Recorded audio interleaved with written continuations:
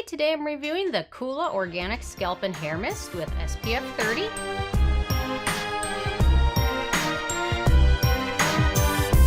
And really quick, I just want to say I purchase all these products with my own money, so you know you can trust my opinion is what I honestly believe. So, Coola has introduced this. This is a recent introduction into their line, and they're definitely known for their sunscreen. That's, for the most part, all they make. They make some good self-tanner products.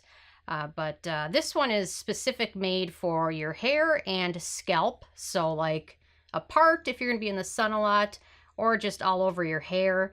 It's chemical sunscreen, and I would recommend this more for your hair than your scalp. And I am going to kind of let you guys know why. And on my Sarah Score scale, my first criteria is packaging.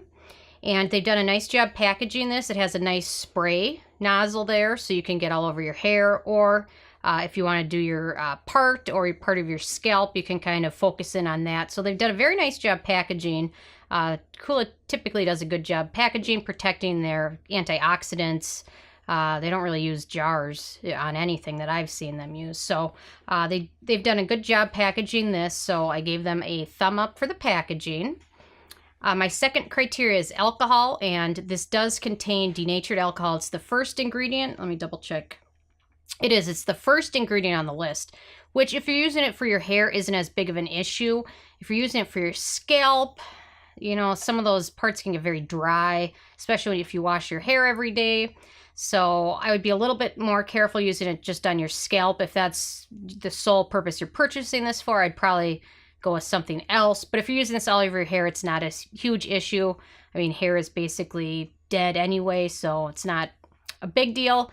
However, denatured alcohol can be very drying, and also when you're looking to help prevent sun damage, denatured alcohol kind of allows those free radicals to kind of come in there. So if you're trying to protect your hair from the sun and sun damage, using something with denatured alcohol usually isn't the best idea, but I'm going to kind of give them a little bit of a benefit of the doubt, but just be careful on the scalp. But probably be better had they used something else instead of denatured alcohol. But I kind of see where they're going in terms of if you already have a finished hairstyle and you're using it all over that.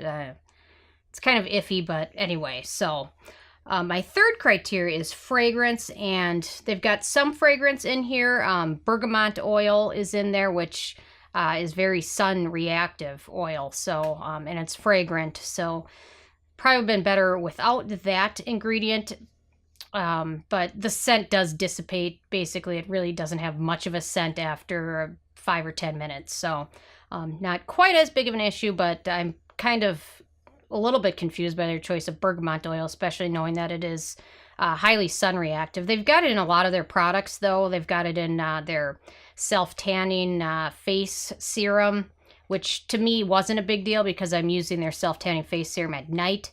I'm not going to be out in the sun with it on, but this one is specifically made if you're going to be out in the sun. So that was kind of an iffy choice by them, but anyway. My fourth criteria is the manufacturing location. This is made in the US, so there's no issues there. My fifth criteria is ease of use, and it's very easy to use. They've got the spray nozzle. Let me show you. So you can mist it directly on your part if you want, or on your scalp, and then you can kind of mist it all over your hair like hairspray. So it's very easy to use, which is what I really like about it. You don't have much of an excuse not to protect your hair if you're looking to protect your hair or hair color from the sun's rays. Your scalp, again, I wouldn't recommend using it there, but all over your hair is just fine. So I don't mind a little bit of lightening in the sun for my hair anyway, but I'm blonde, so if you take the time to dye your hair black or brown, you probably want to protect it from lightening. So my number 6 criteria is antioxidants, and this doesn't really contain many. It contains the Centilica aziata, which is tiger grass, and then vitamin B5. So they've got a couple in there, so it's better that they've got a couple. The ingredient list is pretty short, so I'm going to give them a little bit of credit for keeping it short and simple. So, but it does have a couple antioxidants in there. Probably been better, especially for your scalp, if they would have included some more solid ones, or maybe some vitamin C. Probably would have been a little bit better. On to my number 7 criteria, which is animal testing, and Coola is cruelty-free, which we absolutely love that. My number 8 criteria is performance, and this will certainly help prevent a sunburn on your scalp or your part, and definitely any lightening that your hair might get from exposure to the sun. So, and the other nice thing is it's very easy with the nozzle to apply it liberally. So that's one other good thing. When I initially purchased this, I was thinking of using it on my dog. He has very, very short hair. My dog Lincoln, not Ike. Ike is covered with hair. But after reading the ingredient list, I'm definitely not going to be doing that. But he likes to lay in the sun a little bit too much. So I don't know. I don't know what I'm going to do with that. But because he's got just not a lot of hair on his little belly, and I'm just afraid he's going to get burned. But this is not going to go on him. So, and then I can imagine him licking it off, and that just wouldn't be good. So I don't know. Anyway, maybe I'm going to get like the little sunbrella attachment for him. You know, they make the collars with the sunbrella. Anyway. So then my number 9 criteria is price, and this is the full size, which is 2 ounces, and it's $26, so it's not very expensive, and when you spray it over your hair, a little bit goes a long way, so it's not super expensive. And then my number 10 criteria is the it factor, and this one just wasn't too exciting for me. You know, had they included more antioxidants and a little bit less denatured alcohol, I'd probably give them the thumb up for the it factor, but there's nothing wrong with this.